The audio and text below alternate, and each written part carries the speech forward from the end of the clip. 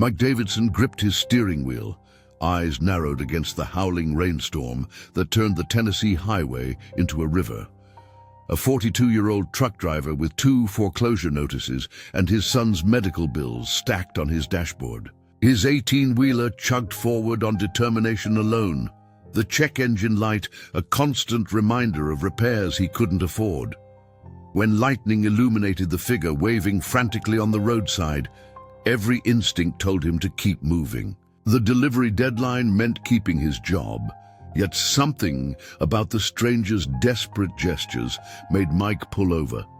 The decision would cost him everything he had left. As thunder crashed overhead, Mike had no idea this act of mercy would soon become his greatest mistake, or that the man now shivering in his cab carried a secret that would change everything. Hi everyone! Welcome to Heartstrings and Secrets. Today I'm sharing an incredible story with you. Mike Davidson had been hauling freight for 17 years. His hands were rough, calloused from loading and unloading cargo and wrestling with tire chains. Tonight, his Kenworth rumbled through the worst Tennessee storm in 15 years. The radio buzzed with flash flood warnings and alerts about washed-out roads. Just 4 more hours, Mike muttered, wiping condensation from the inside of his windshield. Then I can get these auto parts delivered and make that payment. Payment was all Mike thought about these days. Since his ex-wife left 3 years ago, he'd been raising their son Tyler alone. Then came Tyler's diagnosis. The medical bills had drained his savings, and now the bank was threatening to take his small ranch house. His truck wasn't doing much. Better? The transmission was slipping and he couldn't afford to fix it. One delivery at a time was Mike's mantra. His dispatcher, Frank, had made himself clear that morning. These parts need to be in Nashville by 5 a.m. or don't come back to the yard. I've got 20 drivers begging for your routes. Mike knew it wasn't a bluff. At 42, starting over seemed impossible. Not with a sick kid and a mountain of debt. The rain hammered his windshield with increasing fury. Visibility dropped to nearly nothing, forcing Mike to slow to a crawl. His delivery window was shrinking with each passing minute. Then, a flash of movement caught his eye. Someone was on the road ahead, waving what looked like a flashlight. Not tonight, Mike said to himself, even as his foot eased off the accelerator. I stop now, I'm done for. The figure moved more frantically. Through sheets of rain, Mike could make out a black SUV partially submerged in rising water where the road dipped.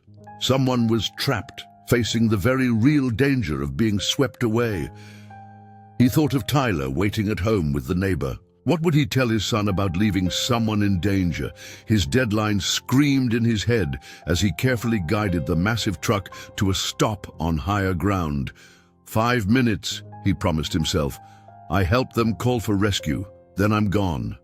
Mike grabbed his rain jacket and flashlight, then stepped into the downpour.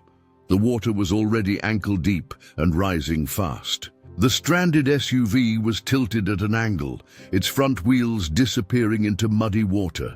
A tall man in a dark coat stood beside it, signaling with a small tactical flashlight. Thank God you stopped, the man called over the roar of the storm. Currents getting stronger by the minute. Mike sloshed toward him, rain stinging his face. Anyone else in the vehicle?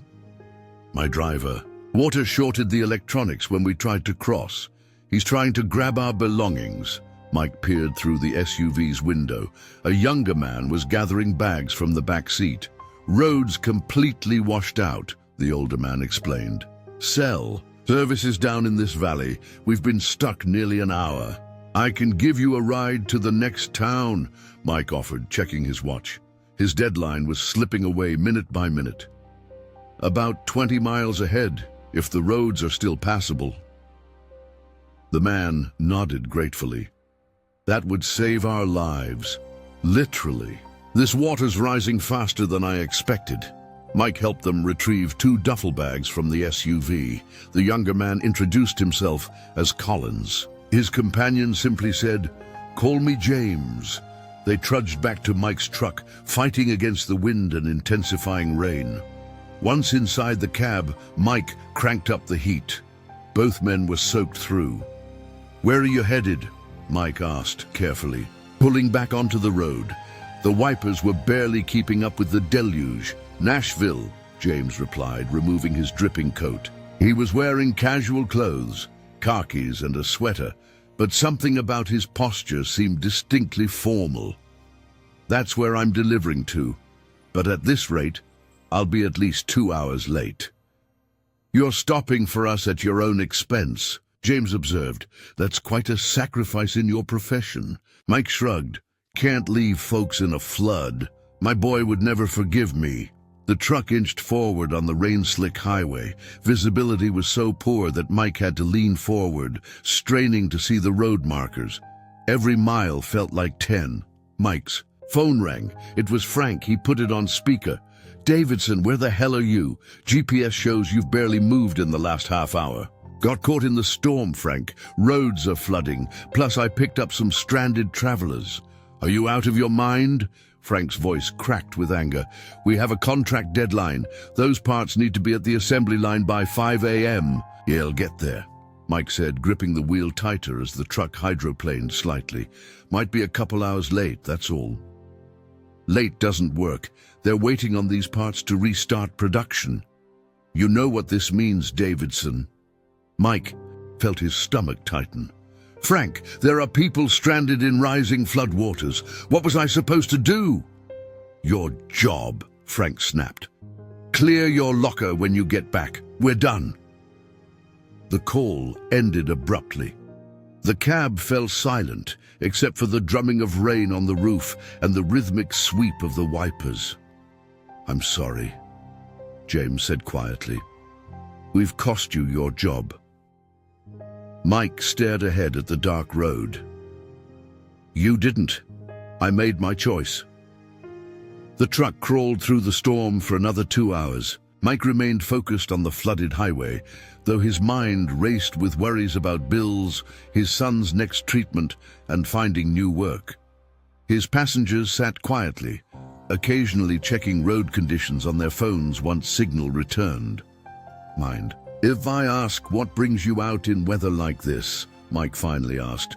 James exchanged a glance with Collins. "Just business in Nashville. Nothing that couldn't have waited in hindsight." Mike nodded. The man's reserved manner suggested he wasn't one for small talk. They continued in silence until the lights of Nashville appeared through the rain. The storm had begun to ease slightly, but the damage was evident everywhere. Downed trees, flooded side streets, and emergency vehicles with flashing lights. "Where? Can I drop you?" Mike asked. "The auto parts factory would be fine," James replied. "We can arrange transportation from there." Mike pulled into the delivery bay at 6:47 a.m., nearly 2 hours past his deadline. The factory manager was waiting, arms crossed and face grim. "You're late, Davidson," he said, checking his clipboard. "Production's been at a standstill for an hour." "Storm washed out Route 40, Mike explained, helping unload the crates. "Had to take the long way around." James and Collins stood off to the side, watching silently. When the truck was empty, James approached Mike. "I want to thank you properly," he said, handing Mike a business card. "What you did tonight goes beyond ordinary kindness." Mike glanced at the card. It was plain white with just a name and phone number. Nothing indicated any title or position. "Anyone would have done the same," Mike said, pocketing the card. James shook his head. "No, they wouldn't. Call that number this afternoon. I might be able to help with your situation." "A black government," said, and pulled up to the loading dock. Collins nodded to James. "Our ride's here," James said. "Mike, I meant what I said. Call that number." Mike watched them climb into the sedan, too exhausted to wonder what James meant. Reality was setting in. He was jobless with a mortgage payment due in a week and his son's treatment scheduled for Tuesday. Mike climbed back into his truck and headed to the motel where drivers usually crashed between hauls. It would be his last company-paid room. He checked in and collapsed on the bed without removing his still damp clothes. His phone buzzed with A text from Mrs. Grayson, his neighbor. Tyler had a good night, asking when you'll be home. Mike stared at the message, unsure how to tell his son he'd just lost their only source of income. He set the phone down without responding and closed his eyes. When Mike woke, it was past noon. He had 5 missed calls from Frank, probably wanting to know when he'd return the truck. Mike ignored them and showered, then headed to a nearby diner. Over. Coffee and eggs. He pulled out James's card, turning it over in his fingers. What help could some businessman possibly offer a truck driver? Probably just empty words from someone who felt guilty. Still, Mike had nothing to lose. He dialed the number. The phone rang twice before a woman answered. General Harrington's office. Mike hesitated. I think I have the wrong number. Someone named James gave me this card. Is this Mike Davidson? The woman asked. Yes, but please hold for General Harrington. Mike sat stunned, coffee forgotten. General, James's voice came through the line. Glad you called, Mike. How are you holding up? You're a general? Mike managed to ask. Major General James Harrington. I apologize for not introducing myself properly last night. Security protocols during travel. Mike struggled to process this. I picked up an army general from a flash flood and likely saved our lives. The water rose another 4 feet after you found us. That SUV is completely underwater now. Mike rubbed his forehead. I appreciate the thanks, sir, but I'm not sure why you wanted me to call. I understand you know I lost my job. That's actually why I wanted to speak with you. That choice you made to help strangers at great personal cost, it says a lot about your character. I'd like to meet with you today if possible. Mike glanced at his watch. I need to return the truck to the company yard in Chattanooga. I can arrange for the truck to be returned. Would 2 p.m. work? I'm at Fort Campbell, but I have meetings in Nashville today. Mike agreed, still confused but curious. After hanging up, he paid for his meal and walked back to the motel, wondering what an army general could possibly want with him. At 1:30, a military vehicle arrived to pick him up.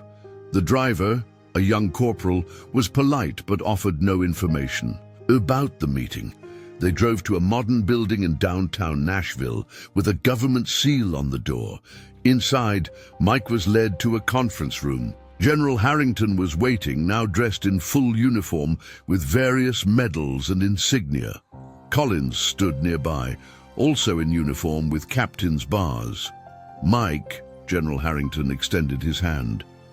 Thank you for coming. Hard to refuse a general, Mike said, shaking his hand. Please sit down.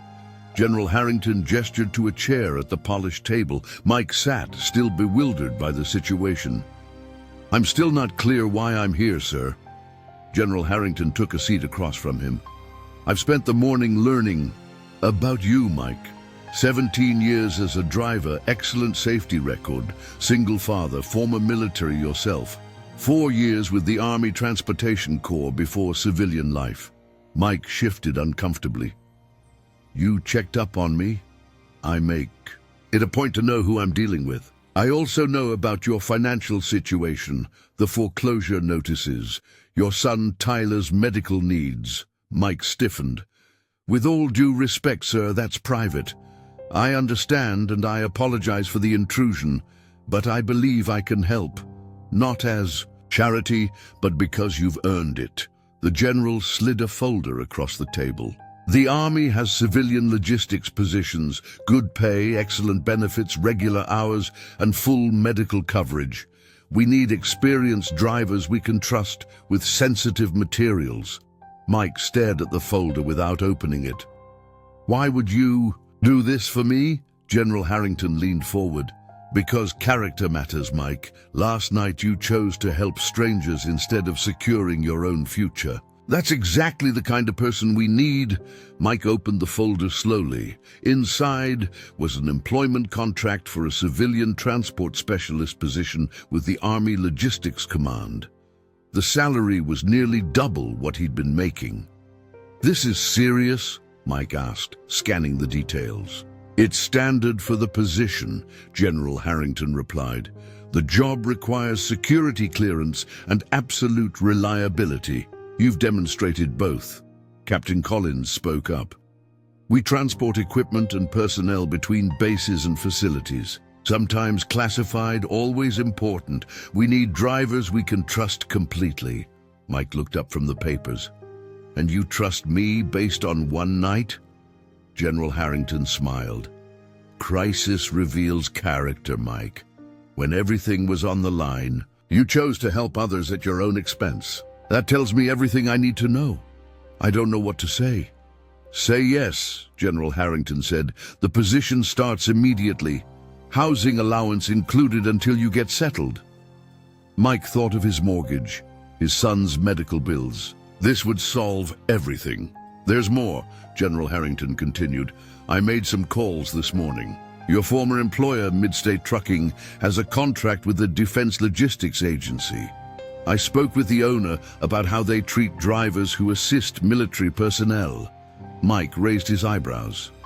You called Frank? Not personally, but someone from our contracts division did. They were reminded how important ethical business practices are when working with government contracts. What happened?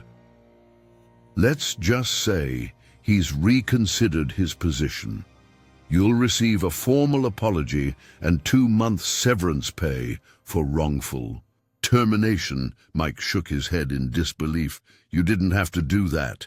Perhaps not, but there are consequences for punishing good deeds, General Harrington said. Justice matters. Mike stared at the contract, then at the general. Why me? There must be hundreds of drivers with better qualifications. Qualifications can be taught. Character can't, General Harrington replied. Last night when you found us on that road, you didn't see a general. You saw people who needed help. That's exactly who we want working with us. Mike signed the contract.